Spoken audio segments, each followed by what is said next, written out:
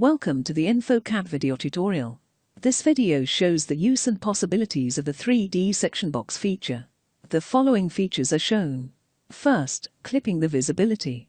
Secondly, adjusting views without making any changes to the layers.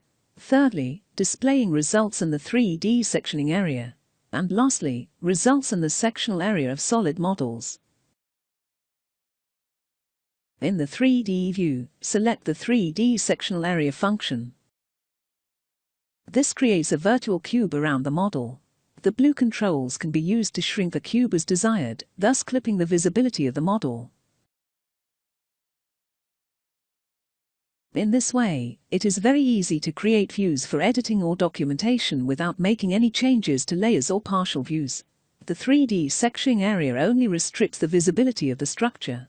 All other functionalities like load inputs or result displays remain unchanged.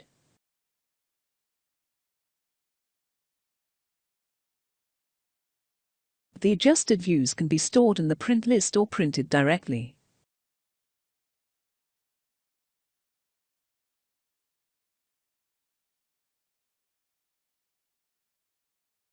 With complex models, you can easily get an inside view of the structure.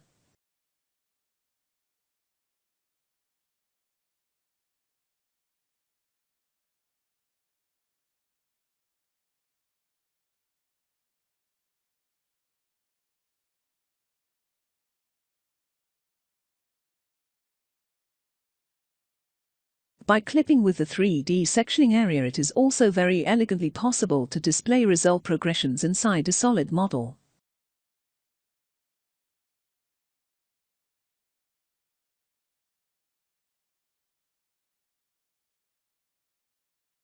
Simply move the visible bounding surfaces with the blue controls.